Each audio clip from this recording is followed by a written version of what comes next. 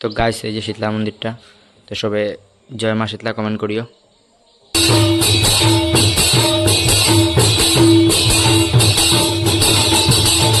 Hello guys, welcome back to my new blog. Hello guys, welcome back to my new blog. তো আজকের ব্লগের আমার শুরুয়াত করে দেখবো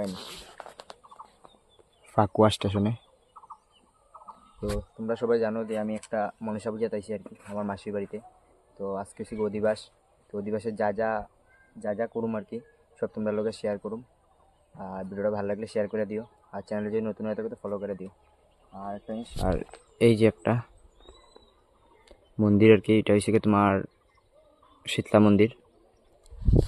আর যারা যারা চ্যানেল নতুন আছো আমার চ্যানেলটা ফলো করে দাও, আর যদি ভিডিওটা ভালো লাগে শেয়ার করে দাও। আর যা যা করুম আজকে সব তোমরা লোক শেয়ার করুম। তো গাইস এই যে শীতলা মন্দিরটা, তো সবে জয় মা শীতলা কমেন্ট করিও। আর ঠিক সামনেই সিগা স্টেশন, ওই যে স্টেশন। আর এই যে গাইস এখন তোমার স্নান করে লেছি, স্নান করে ভাত খাইছি, আর একটু রোদ্রতা পাইতেছি স্টেশনের সামনে বইয়া বইয়া শীতলা বাড়িতে। তো বিকাল দিকে মূর্তি আনা সব দেখাইমু তোমরা, ব্লগটার উপরে লাগিয়ে দেখো। তখন যাইতেছি মনসা মারে আনতে, তো সামনেই দোকান আছে, বেশি দূর না, এখান থেকে লই আইমু।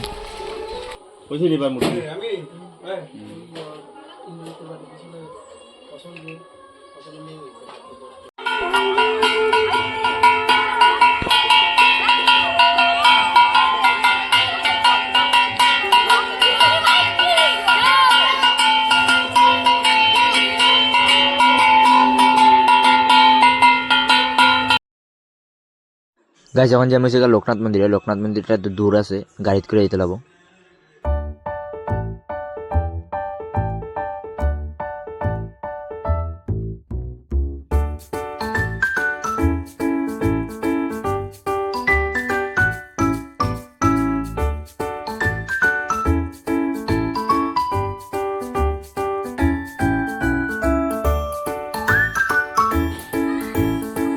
তো গাইস এই যে লোকনাথ মন্দিরটা, আর ভিতরের দিকে ঢুকলাম না, ভিতরে অন্ধকার দিকে ভিতরের দিকে ঢুকলাম না, ভিডিও করা যেত না দিকা। আর এই সাইডটা হচ্ছে পুরো সনবিল এরিয়া, মানে একটু টিলা টাইপ আর কি। আর ওই সাইডটার দিকে হচ্ছে পুরো সনবিল, তো দেখা যায় না আর কি, যেমন পুরা জঙ্গল, এটা দেখা যায় না।